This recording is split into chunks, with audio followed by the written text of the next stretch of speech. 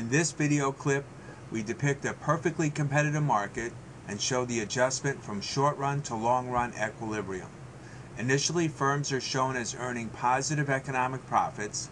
Then we show how these profits lead more firms to enter the market, and the result is a long-run equilibrium with zero economic profits.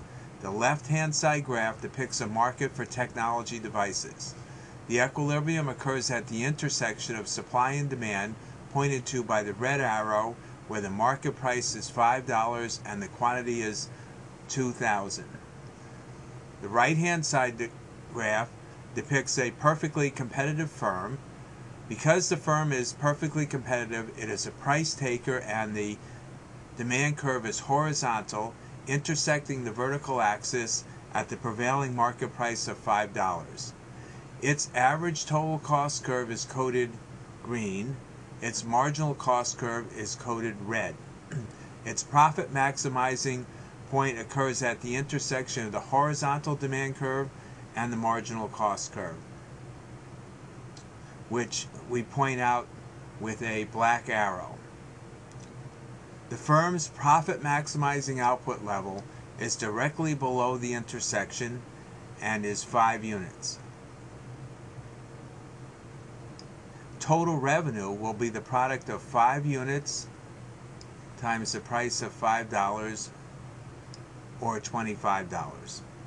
Total cost is the product of the average total cost, which is directly above the profit maximizing output and is approximately $3.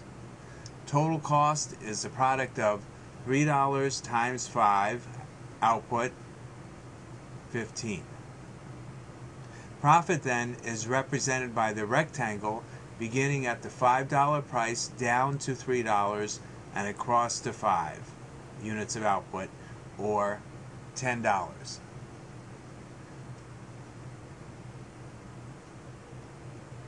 The positive profit attracts other firms to enter the market.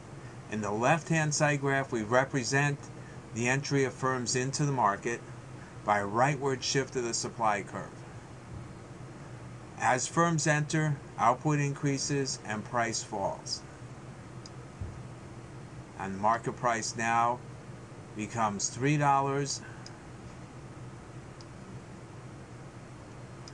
As the price falls, then the demand curve facing the perfectly competitive firms will also fall. And we indicate that by a downward shift of the firm demand curve. The profit maximizing output changes, and we find that with the new intersection of the marginal cost and the demand curve, and it is now 4 units with the price of $3. Total revenue is now $3 times the output of 4, and total cost is also $3 times the output of 4. And 12 minus 12 is 0, so profit has been eliminated. Let's clean up the graph for the market. And now what we have is a representation of the firm and the market in long-run equilibrium. Of course, the long run can be interrupted by, for example, adverse short-run demand shocks resulting in negative profits. However, let's return the graphs back to their equilibrium and leave that discussion for another lecture.